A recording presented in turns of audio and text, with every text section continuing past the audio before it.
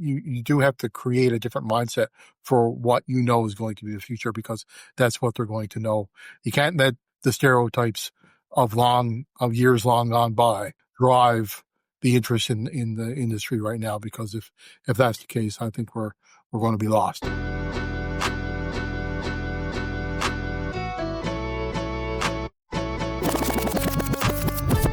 Hey everyone, welcome to Big Jib Draw, the podcast that's here to help young professionals navigate the marine industry with clarity and confidence, answering your questions as authentically and openly as possible. That's right. Transitioning from school to industry can feel overwhelming, but you're not alone. Think of us as your friendly neighborhood guides. We've been there and we're here to help. Our podcast is proudly sponsored by the SNAMI Canadian Atlantic section and hosted by me, Danielle. And me, Pranay. Let's get into it. Hello everyone, and welcome to yet another episode of Big Jib Draw. I, as always, am your host, Pranay Chakraborty, and I'm joined by my co-host, as always, Danielle Pinkson. But more importantly, we are also joined by a very special guest today. Captain Kris Drodge is head of the School of Maritime Studies and a member of the Marine Institute's senior management team, providing strategic leadership across academic programs, research, and industry partnerships. He fosters collaboration with students, industry, government, and academic communities to advance maritime education and applied research. With more than 20 years of experience in Newfoundland and Labrador's offshore energy sector, Captain Drodge began his career at sea on tankers and container ships before moving offshore as a ballast control operator. He advanced through leadership roles to become one of Canada's youngest offshore installation managers. Prior to his current role, he led the Net Zero project, overseeing experts in policy, technology, and economics to drive emission reduction initiatives in Newfoundland and Labrador's offshore energy industry. His contributions have included regulatory reforms, drill rig jurisdictional intakes, and management of industry-wide training standards through the Atlantic Canada Offshore Training and Qualifications Committee. Recognized by Energy NL, formerly known as NOIA, with the Rising Star Award, Captain Drodge continues to shape the future of maritime and offshore industries through active involvement with organizations such as the Master Mariners of Canada, Compass, Oceans Advance, and the International Association of Maritime Universities. He holds a Diploma of Technology and a Bachelor of Maritime Studies from the Marine Institute. Kris, hello and welcome. How are you doing? Hello, and thank you very much for having me here. It's a pleasure, of course, and especially with an alumni as well, with Danielle. Yeah, I'm so excited to have you here. And so it's I'm really appreciative that you've reached out and asked me to do this. Mm-hmm. Before, I wasn't sure if I was the right fit, but I think based on the conversations we've had, certainly it's going to be a good conversation. Absolutely. We're really looking forward to it. And I know we have some great topics of discussion for our listeners today. And I think you're the perfect person to talk to them. So yeah, really looking forward to getting into it.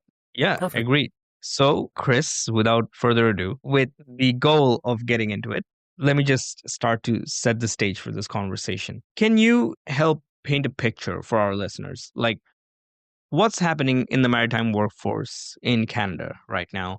And what kind of roles are feeling the pressure the most? Because some roles are definitely not as prevalent as they used to be, while some new ones are finding their feet. So please give us your 2 cents on that.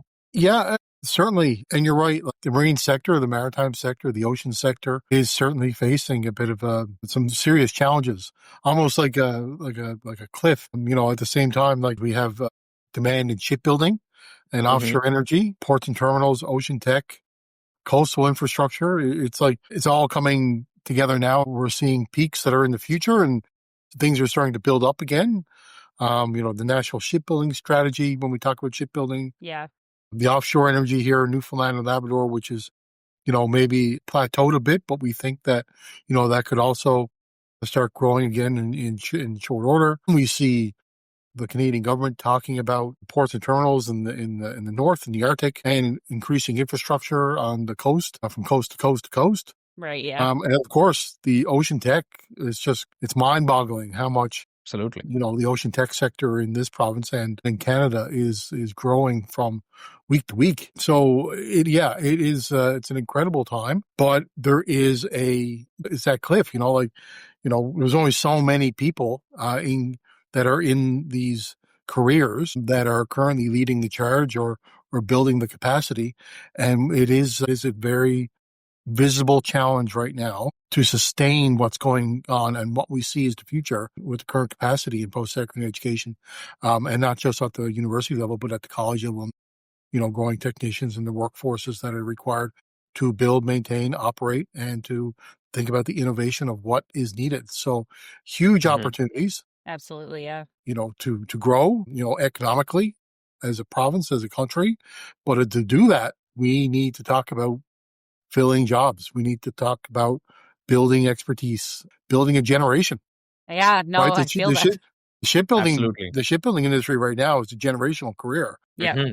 We're putting in the plans, to build, 30 years worth of ships. So that's a full career for someone graduating right now. Yeah, so people on this call fully engaged in that. So Yeah, that's right. So you need to. We need a new generation that are going to help design and operate and lead these complex environments, and to get into these spaces while the current generation are still engaged and providing the leadership, so mentoring and coaching can take place, so that we don't lose that momentum as an industry.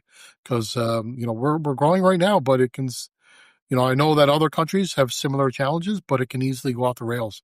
I completely agree. And actually, that ties exactly into our next question. Given the aging workforce and the huge amount of shipbuilding activity happening across Canada, how important is it that we start engaging kids and teens much earlier in the career pipeline? Because we know how early people start thinking about what career they're going to head into. I know I was at a career fair a couple weeks ago held at MI, and a couple of the people I mentioned or I was talking to were already telling me, like, I know I'm going to do this. I know I'm going to do that. And they were 14, 15 years old. So how important is it to get this recognition of these types of careers? Because I know as a young person, they weren't top of mind to me. I didn't really necessarily know a lot of these opportunities existed that you're speaking of. So I think the awareness is a big piece. How many kids are asking their parents for, a draft kit because they want to be a naval architect or a systems designer, right? Or, a branch because they want to be a marine engineer. Yeah. But you're like, when we talk about engagement, it is, I don't think we're talking about high schools anymore. No. Right? We're talking about, getting engaged with students at the primary level, right? And following through and having activities that really give them the opportunity in a tangible sense of the opportunities that are available to them within their own environment, in their own communities. It's very important, though, that they do see the connection to people they know. And that's where we have to be very smart about how we do these, not just for the youth, but also as they start engaging in the actual choice of career as they get closer to graduating high school. The use of, colleagues, alumni, family, friends to provide information, to be mentors, be coaches is extremely important. And we're seeing so many different things now that are being discussed in the maritime industry with new technologies, with, emissions reductions and low carbon fuels and digitalization, automation. I get questions all the time about AI. Are we going to be replaced by robots? Are ships going to be on, are they going to be uncrewed? And the answer I have to that is no. Like, we won't.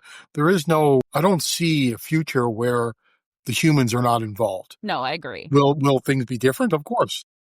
Things are different now than they were 20 years ago when I went to sea, like extremely different. But that doesn't mean, we can adapt. We have offshore installations that are right now in operation off Newfoundland, where the control room is 5 kilometers from where I'm sitting right now. Yeah. 200 kilometers away from the installation. Amazing. If you had told someone that 20 years ago, they would have just thought you were just completely crazy. That's the way right? it's always the possibilities. Like, it's a tool. Like, when people talk about AI, I see like everyone's shaking in their boots, and I'm Yeah. kind of like, it's a tool. It's the same as what you just Yeah. said. Like, people didn't think that was possible years ago, but now we've developed those capabilities. So we'll keep pushing ourselves further and further and further, which is how I see it. So I love that you're bringing that up. Right. And it's that Yeah. innovation. That's the, like, people that entered the industry and were on the cusp of that type of technology. They're the ones that help make that happen. Absolutely. And, Yeah. so those are the types of stories that you want to engage with when you're going into the schools and you're having conversations, and, school tours are coming into the university, and you're talking about the opportunity to make change and to use technology and to bring it into what the traditional sense of what the career is, that it's just not old gray men working on ships, I right? know. Yeah. Oh, it's much, much, much different than that in today's world. And it's much more diverse, and it's much more inclusive, and there's much more opportunity. I keep using the word opportunity Yeah. because I get it. I I know. use it on a daily basis. Yeah. But it's truly incredible what those opportunities are. It is still surprising when you see, like, people just, like, they're just not in awe, but they're just like, really? I didn't really think that was possible. And when you bring students in, and the teachers or their chaperones are even saying the same thing, and you're like, we try to scream from the hilltops about what's happening in Newfoundland, Yeah. and still it's hard to get the message out. There's a lot of stereotypes around a lot of the industries in the maritime industry, whether it's the shipbuilding side or the operations side with nautical science, marine engineering. And, and again, back to getting involved early, ensuring that you're looking to bridge that talent gap with youth engagement. You do have to create a different mindset for what is going to be the future, because that's what they're going to know. You can't let the stereotypes of years long gone by drive the interest in the industry right now, because if that's the case, I think we're going to be lost. Yeah. No, I feel that. No, definitely. I mean, what you mentioned there is so much on the money. And I guess my question would be, even with the opportunities that are out there and with the outreach that is happening today and these misconceptions that you mentioned, they still exist and the awareness gap is still there. So when you are out there and you're trying to help students, or when you are, for example, speaking to their guardians or their parents, what stands out the most to you? And like, when you are trying to make that breakthrough to them, to make them understand what marine careers really look like, what in the recent past has stood out to you the most, like as the salient point that they are grabbing onto, and that they're saying, okay, no, we understand that there's a bigger vision out there, there's a bigger industry that's on the go, and this is something that we could be interested in. Yeah, so, like, I guess, what I was like, what makes us cool, right? Yeah. In so So- many words. No, Yeah. that's fair. Yeah. And it's true, like, a lot of stuff we do is pretty cool. Mm-hmm. When we talk about our ocean tech, we operate ROVs and underwater vehicles and remote operation centers and ocean mapping. And then, we do environmental science, and we do fisheries research. And then we start looking at ships and vessels and ship design and systems design. And then we go to the traditional, nautical science and marine engineering.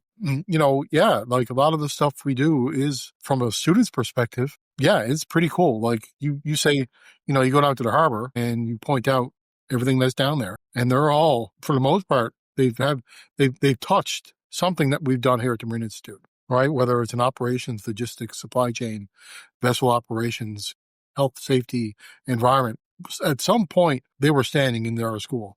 Now, whether or not they got a certificate, degree, diploma, or just, did a 5-day training course, we do, our footprint is everywhere in this province and in this industry. The stuff we try to wow people with, to try to, almost like the hook, right?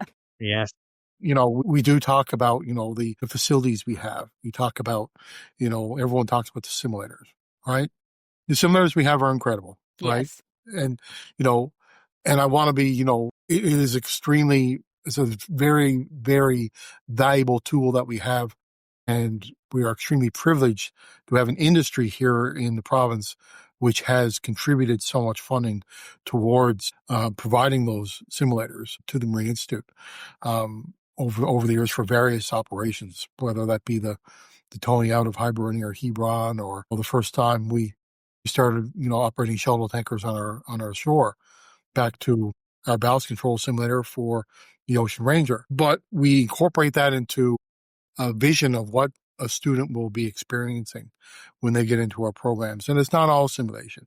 There's still a lot of classroom work. And we got to ensure that, there is an academic side that is important.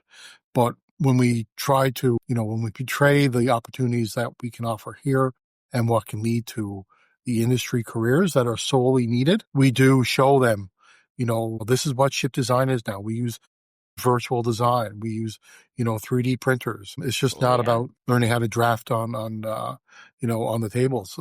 But we still do that because you still need to know those competencies. Right. Yep. But the same as navigation. The amount of times you're going to be using celestial navigation is pretty slim. But if you ever need to use it, you're going to be very thankful that you did, or at least, be familiar with it so it's not so hard to pick it up anymore. So it's these types of things that you try to, show people that want to come here or that are coming here to visit as a bit of exploration into career opportunity. You want to show them what the success looks like by using the best tools that we have available, and in some cases, the best tools that are available in the world. But you also want to be realistic with them as well and say, these are programs that are designed to give you success in industry. So they're not basic. Like they're not programs and courses that are, just out there just to put someone in a seat in industry. They're put there to make sure that you're leading or you're being prepared to lead an industry. And that's what we're very proud of. And that's what we communicate and instill in a lot of folks that are asking about the Marine Institute. Yeah, I mean, I'm getting a little nostalgic. I don't know if you can see my face here, but I'm feeling all the warms and fuzzies because it's taking me back to my time at MI. And even now, I've been mentoring a young girl who's doing the Naval Architecture program, and talking to her while reflecting on my experiences, I even noticed differences in what she's doing now because things have already advanced. Like I only graduated in 2016 and there's already advancements since in the decade or so that I've been in industry. So it is really cool. And I think you even mentioned one thing that stuck out to me was about what makes our jobs cool. I gave a presentation in Roddickton just a couple of weeks ago. So the Northern Peninsula of Newfoundland. And one of my slides was actually why I love my job. And I was very realistic, like good money, I get to work from home. Like I put and everybody, that was exactly the slide where everyone looked up at me. All of the kids in that room, that was when I had all of their attention and I could feel it, because those types of things, and some of the projects I worked on, the large scale, all of them were just like googly eyed, like, wow. Right. So I agree. That is what they like to hear. And that's sometimes what they need to hear. Otherwise they're considering only the options that they've been exposed to as children. So. Yeah, and it's, again, you're opening their eyes to what can be achieved with the education they can get. Very cool. And there's so many options out there today that, one generation ago would never have been thought of in the province. As a province, as an educational institution like Memorial and others that are within the province, there's so many more choices available to students these days. So showing them how they can get into a career and into a program and end up as a master mariner or as a chief engineer or as a lead designer in a shipyard in Vancouver, or create your own company and run a design company that engages with, the national shipbuilding strategy in Quebec, Nova Scotia, and in Finland and in New Orleans, right? Yeah. And then become an industry leader. It is certainly eye-opening. And it's eye-opening, again, I'll say it's not just to the students, it's to their mentors and coaches that are in their communities and in their schools, because again, they're only a generation away from having very limited choices of what they could actually do and how they saw themselves succeeding. Absolutely. The industries, let's be honest, you fished, if you were in a mining town or a forestry, you went to Alberta, right? Like, you're a healthcare, you're a teacher, you're a doctor. Those kind of it was there wasn't a lot of, huge opportunities around innovation, around technology, around huge mega projects that in this generation we've seen. I talked earlier about the simulator around the first time we had shuttle tankers. The reason that simulator was built was to prove to people outside of Newfoundland that Newfoundlanders could actually do it. Yeah, there was a thought at the time that we would have this offshore industry being ran by foreigners because there was no one in Newfoundland to run it. luckily there was leadership that came from the Marine Institute in the operations side and said, no, this is going to be ours, and we're going to do this, and we're going to show you, and we're going to build the best simulator in the world, and we're going to house it here in Newfoundland, and we're going to train everyone, and we're going to operate this on our own. And that type of mentality was a bit outside the box at the time, but that was a starting point. And then, we started building gravity-based structures, and we started, operating all the vessels and the specialized vessels. And you started seeing people, getting more engaged with like running shipyards. That's so amazing.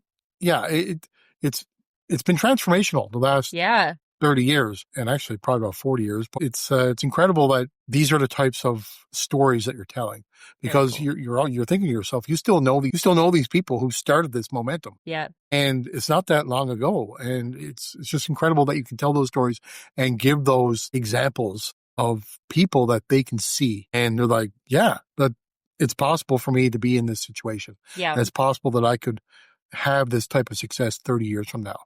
And if I go this pathway, that's a way to do it.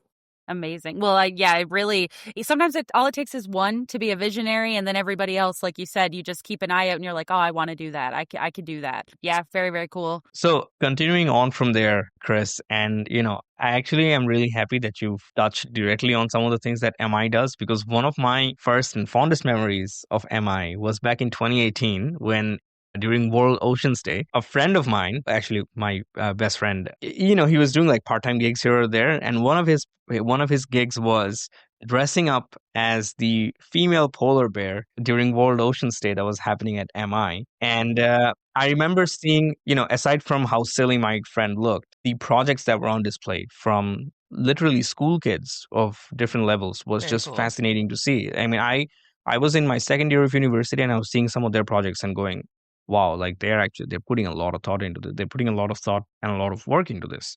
So obviously it was clear to me that MI's ability to do outreach is and remains quite phenomenal. So, I just want to ask that, since MI's outreach spans almost everything from classroom visits to campus tours to the annual model boat race even, which was just held a couple of weeks ago, what else is happening behind the scenes at MI that we don't know about that you would like our listeners to learn?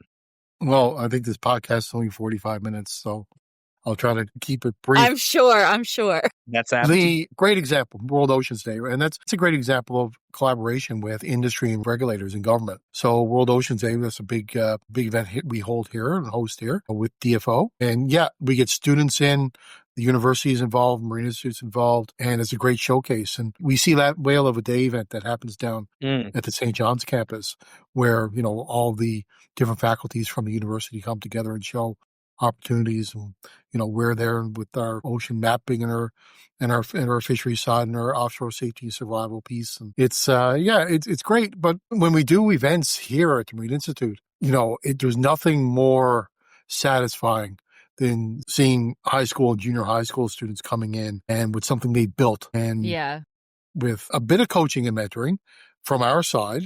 Really, it's all we're giving them is directions, but we're giving them the opportunity to work with their mentors within their high school or junior high, their teachers, some parents or guardians, to build something or to engage and to learn and to develop a design that they can test and compete with amongst their friends and peers from across the province. Annual boat race, like you said, a couple of weeks ago, great example, another success. That's the 12th we've ran here. Nice. We're going to skip 13 and just go straight to 14 next year. Proper thing. But it's, I think it's one of these examples where, similar to the Faculty of Engineering used to have, and I think they still do, the bridge contest, right? We used to build the bridges, and I loved that when I was in junior high. And this is the same thing now, but it's on a model boat. And you see some schools got a bit of an advantage because they've been at it for longer, right? And they got, teachers that kind of know the tricks of it all. They know the rubric. And then you got a school that this is their first year, right? And the glue's barely dry, right? Yeah. But they're all in it and they're all having fun. It's just so, it's just so satisfying to see them there. That you got at least one, right? Yeah. At least one student that day is now seriously considering coming here, and you still have students that are already, some have actually applied already, Wow. grade 12s, but you change someone's mind, right? And that's just from just bringing them in the building and showing them, 1/4 of what the facilities are, Yeah. and having, faculty there, and having, volunteers and alumni like yourself, Danielle, Mhm. who show up and judge, the presentations. It's a great experience. And that's just one. Like, we do the nautical skills competition for nautical Mhm. Right. science. Yep. It's a bit more, I guess, industry driven. The Master Mariners of Canada Right. really host, like, Marine Institute plays host to that, but that's a 2-day event, a lot of activity and tasks, very competitive. There is a financial incentive for the trophies, but again, it's, you're developing skills, right? Yeah, You're no, for actually, sure. because these are students, like, Absolutely. you're actually building competencies Oh, 100%. during Yeah. this exercise. And then, of course, we have the mate competition, which Mm. is probably the most competitive Mhm. because it's international, and we're just one region, but we are like the leaders in Canada, Wow. Yeah, right? it's crazy. So, like, we've had schools from here that have competed internationally and come in the top 3. Nice. And I'm going to say we've won, but I'm not 100% sure. You can tell So, our because listeners you've won. Yeah. but They won't mind. this is led by the School of Ocean Technology. Right. And this year, we're the host of the international competition. Wow. So we'll do the okay. regionals Yeah. in early May, I think. And then we'll host the internationals in June. So you'll Awesome. see thousands of support and students working with ROVs and competing with ROVs that they've built It's from all over the amazing. world, Yeah. up here at the Marine Institute, down at the National Research Council. It's going to be a great event. Applying, what they already know, so, like, they got a bit of physics, maybe some math. They might have done some design online now with apps. God knows what Yeah. it's right now, so, like, they could be doing some design, even if it's, the most basic stuff, but it still gives them something that they can relate to. Yeah. No, that's amazing. And it gives them, direct contact now. You bring them in and they're getting contact with people like yourself, Danielle, Hmm. and giving them, like, seeing what an industry representative, can offer, or, Yeah. seeing for the first time the flume tank, or what an ROV looks like in real life, an actual working ROV that, is sitting down in our shop. Extremely, extremely important. Yeah. And, Yeah. I would argue, like, critical, really. Like, I even think, well, when I was at the model boat race judging, so I was judging the presentation boards and I was going through their design booklets. And I remember looking to my friend Yusra, who was there with me, saying, these are impressive. Like, hey, I want some of these people to work with me. like Yeah. just very clearly, carefully thought out. I think back to what I would have thought or written down at 14, 15 years old, and I was genuinely blown away. So yeah, you could definitely see all of the thought, all the teamwork, and all of the collaboration that had gone into all of their designs, and then getting to show up to MI and test it in that crazy flume tank, which is so much fun, right? It's the best. It's my favorite competition. And, and unfortunately you can't get, there is a cost involved Sure. with getting students into the Marine Institute, Yeah. especially from outside the St. John's metropolitan area. You got buses, substitute teachers. If they're coming in from Labrador Straits, they're getting hotel rooms, right? Yeah. Probably flying. So there is that cost involved, and we do have some industry support with, the government of Newfoundland and Labrador, ACOA they step up every year to help out with a lot of our events. But it's also important that we get out to the community Yeah. and engage, like you just said, Mm-hmm. up to Roderton, right? Get out to Steenville, Port aux Basques, get out to the schools. We have an incredible recruitment team here that travel all over the province. They get into Canada because not all of our students come just from Newfoundland anymore. They're No, coming from for right sure. across Canada and international. So, it's important that we get out to career fairs. We get to events that have maybe a marine flair to them. We see students that, have a bit of a sailing background, maybe Yeah. engage with cadets, right? Those types of collaborative efforts or sponsorship or just getting involved in some of their activities is important. And we find that they are most often in rural communities. So it gets us in contact with them, and we get to show what opportunities look like in the maritime sector. Amazing. So rural outreach is extremely important. Yeah. So I guess my question then would be, from all the outreach you've been a part of, what actually hooks younger students and gets them excited? What is the fundamental key when you're designing these outreach opportunities? I mean, you've already mentioned the incredible facilities at MI, but thinking about like these young people now, what is it that's like memorable for them? Yeah, like I know we go into the schools and we give like PowerPoint presentations. Yeah. You're giving them information, but you're also, you're acutely aware that you're educating the coaches and mentors, the teachers, the guidance counselors, the parents. Like that's part of the solution too, right? But what's that moment that you capture? Personally, I found like if you can, having someone help you present or in the room that is from that area or someone knows. Okay. An alumni, someone from industry that has a connection to the area. And it doesn't have to be like that community. Yeah. But, somewhere relatively in the area. It's not an easy thing to do, like, because people have lives and, it's hard to find someone that, even when you're scheduling months out, to find someone that will be available. But I always found having someone in the room that I know that person. Okay. Right? Yeah. Or that's my second cousin, right? Yeah. And that can speak to a lot of the, I only graduated 5 years ago and this is where I am. Yeah. People always ask about the money. Yeah. Right? Yeah. Be honest. That's I'm always honest. I'm very transparent. Oh yeah. No, and we're honest as well. Yeah. That differs in industry and, the type of vessel or where what design company you work with or where you're working with the ocean tech industry. Yeah. We do communicate consistently. These are good careers and they're not just jobs. They're not something where in 3 months you're going to be looking for something else. This is a career. These are pathways to personal success, to financial success, right? And, to a life that if you choose something that you love, it can be very, very rewarding. Very rewarding. So it's those types of messages and sometimes who says it. Yep. Yeah, that's the kicker.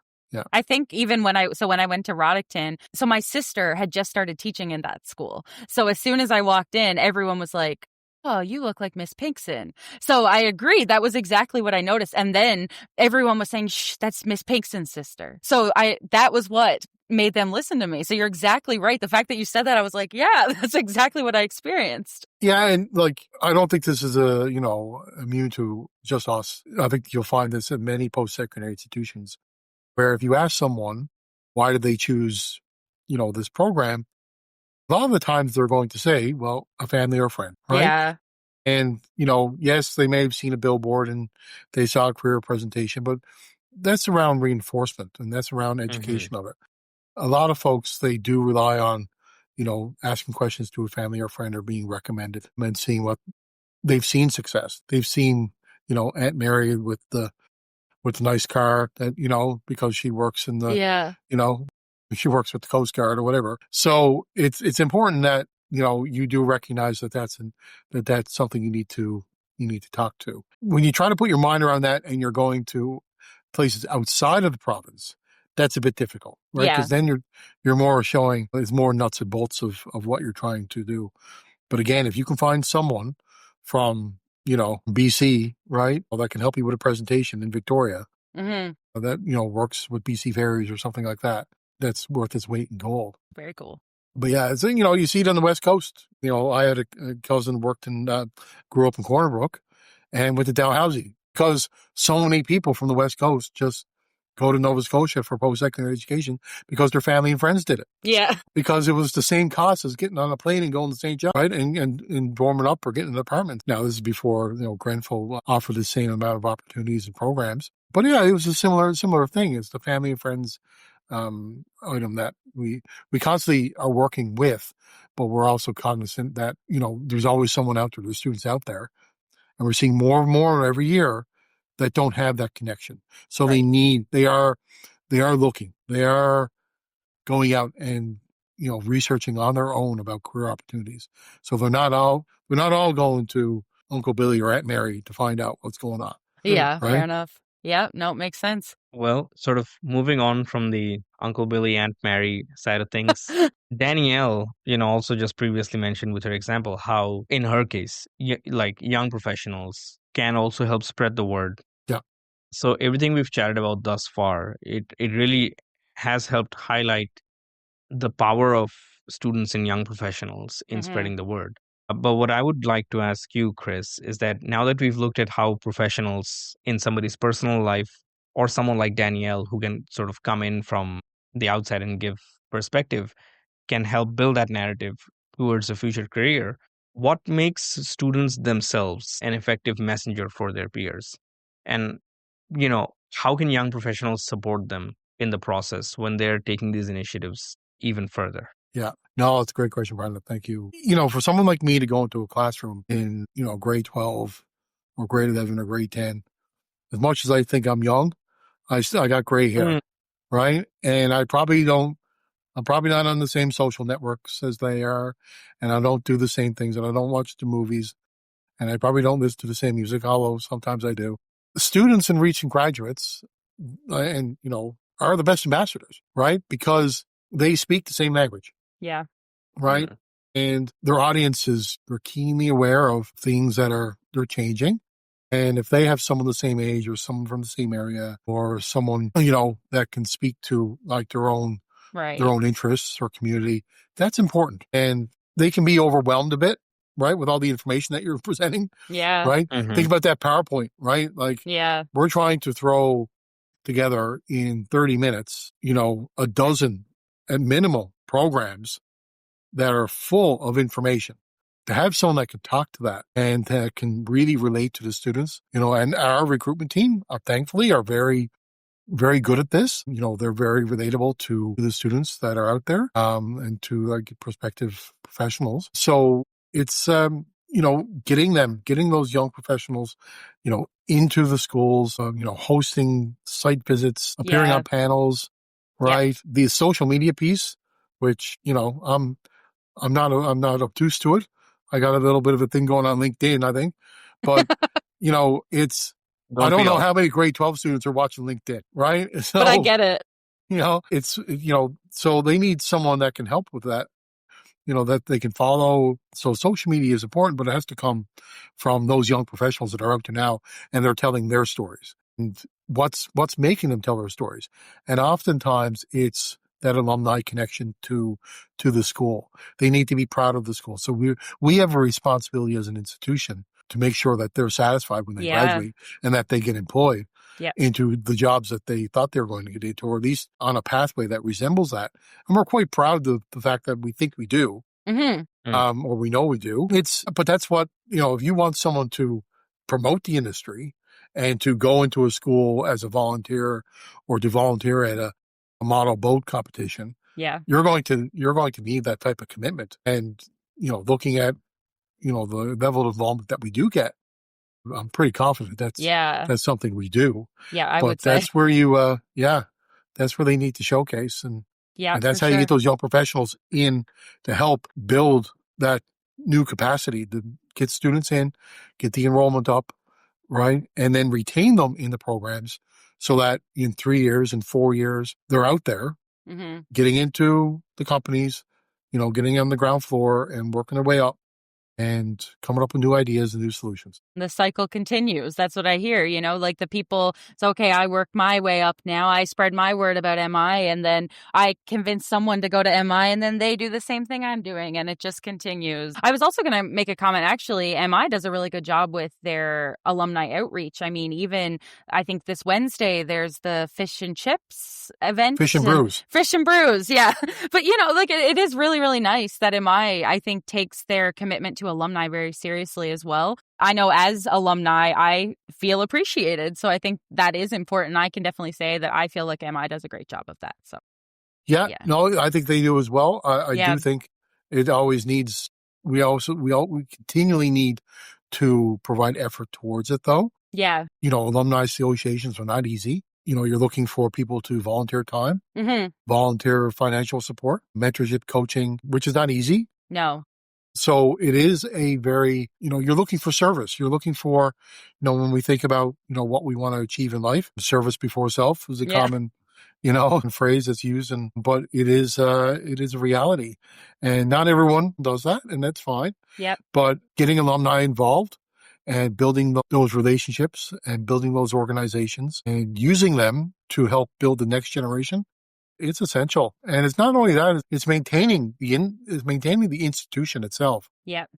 Alumni not only recruit, but they also retain, and they help build capacity through relationship with industry, who help provide funding for, asset for bringing in new technology into the classroom, bringing in new curriculum, bringing in new thoughts into the classroom, and actually in some cases, being coming into the classroom as an instructor, right? While they're teaching in industry, which is we routinely do, because industry can be very lucrative when it comes to financial remuneration, and to bring someone out of industry for a full-time faculty position is not easy. No, for sure. So if we have a course that can be offered by one of our alumni that is very strategic, or it's very unique or niche, that only they can do, or that would provide extreme value to the program, that's something that we always want to strive to do, because alumni are the next generation of potential instructors as well. Yeah, no, fair. Because we're in an industry ourselves, we have to maintain that type of succession as well. So it's just not, again, it's that life cycle, right? It's students and young professionals, but as they progress and they start looking at where their careers are going, the education piece is also in that. Yeah, for sure. One thing I know we've kind of touched on, the industry can feel pretty intimidating to students at first, and there's so much more that companies can do beyond just showing up at career fairs. How can we make these fields feel a little more accessible and inclusive? And what role do mentors, tours, partnerships, even parents and teachers play in shaping students' perceptions and opportunities? I know you've touched on it a little bit. I like the idea here of industry. What can partners, businesses, corporations, these companies need these students. So what can they do to lend a hand here in this entire conversation? Yeah. It's a great question. When we talk about funding, it's the $1 million question. Eh? Yeah. But it's, the industry can look very intimidating. Big ships, big shipyards, complex technologies, safety critical equipment, the environment, right? It's all, and the information overload these days is just incredible. And then, some of these careers take people away from their homes, right? So like if you take a seagrowing career, for example. So what can industry do? They can help with communicating with realistic, clear, and concise information around safety culture, around training, modern training, which we can do as well. What a structured career path looks like within a company or an industry. So you have industry associations out there, whether that be in shipbuilding or shipping industry, or in the marine environmental sector, Oceans Advanced, like Energy and L, Canadian Shipbuilding Association as examples. They can help show what those pathways look like and show what's being done by telling stories about young professionals that are, and about, people that are, in leadership roles and where they came and where they're going, and show that, the industry that, again, go back to the stereotype of what people think a maritime career looks like. Well, you need to tell now, industry needs to tell and show and be accountable to why and like how that's changed.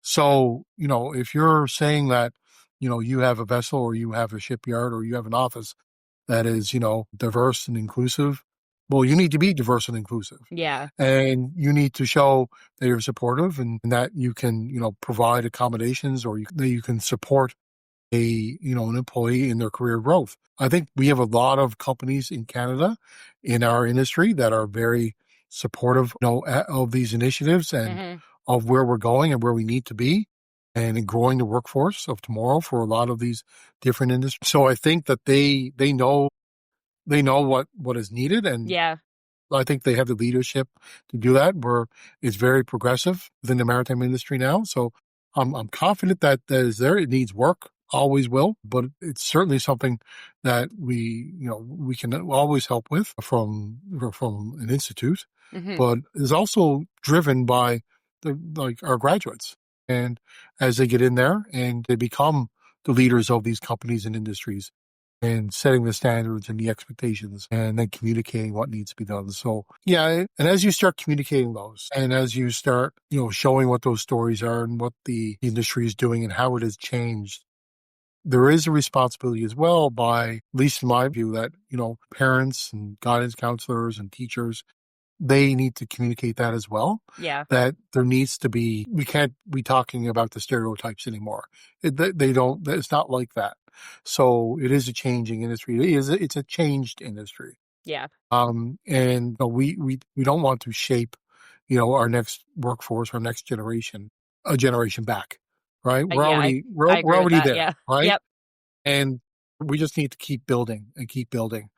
And so we educate with knowledge of career pathway and choice, who are showing that then to the students in the high schools.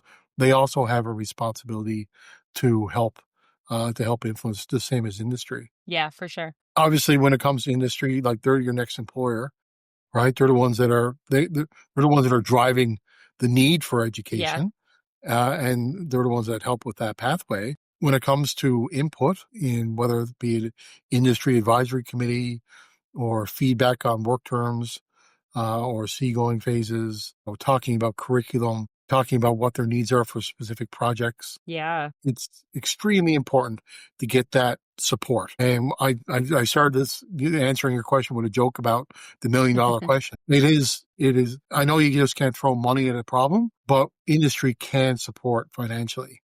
And whether that be through bursary or scholarship awards, which we have an abundance of. MI does university, great which with is that. great. Yeah. Yeah.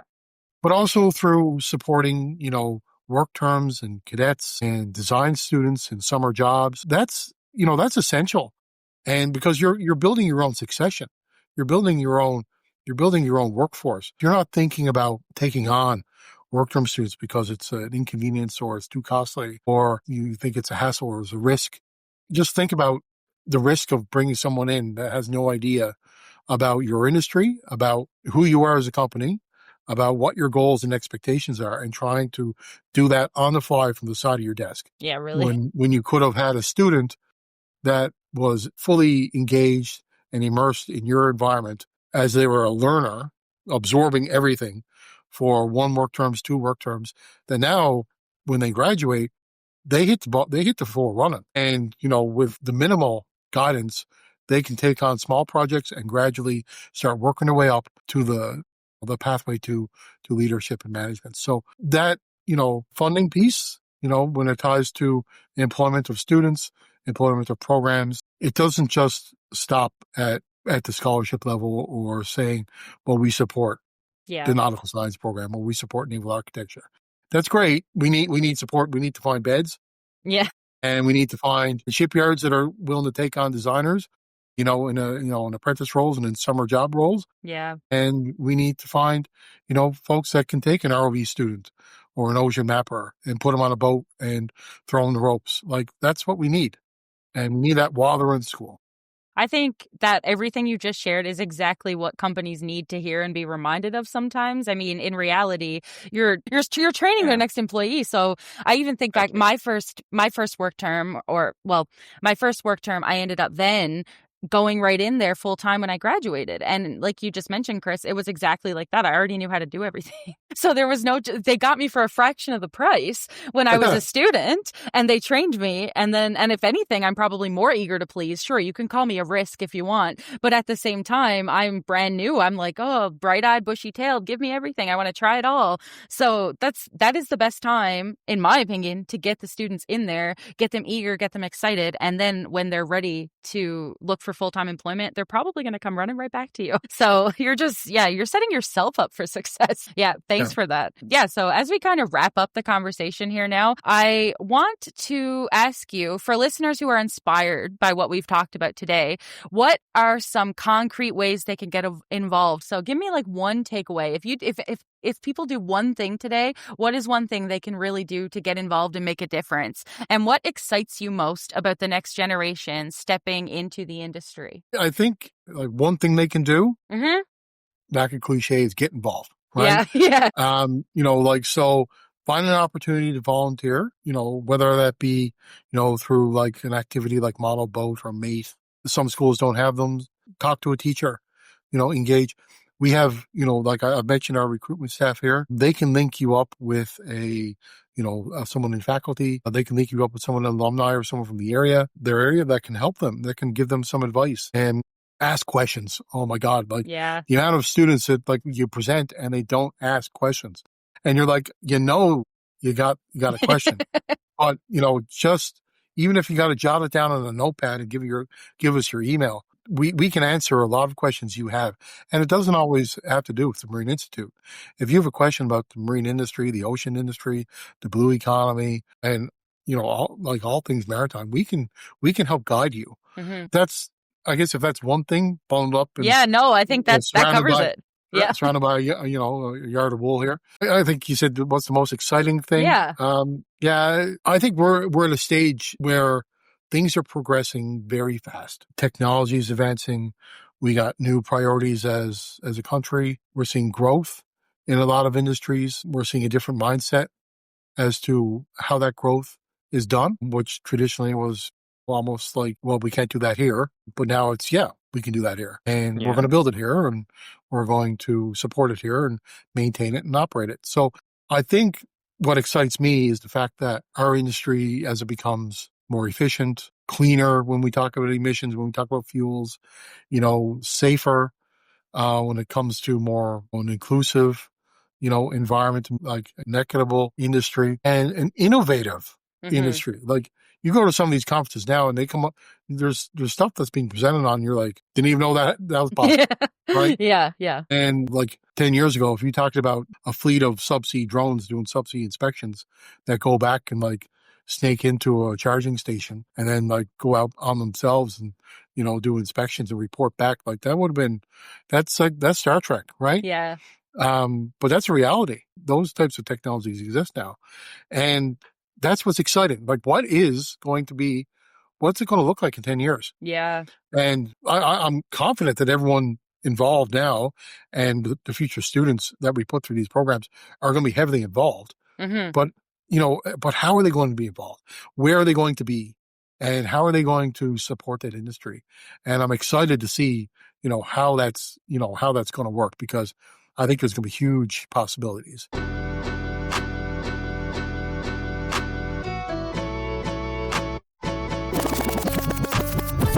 Thank you very much, Kris. Yeah.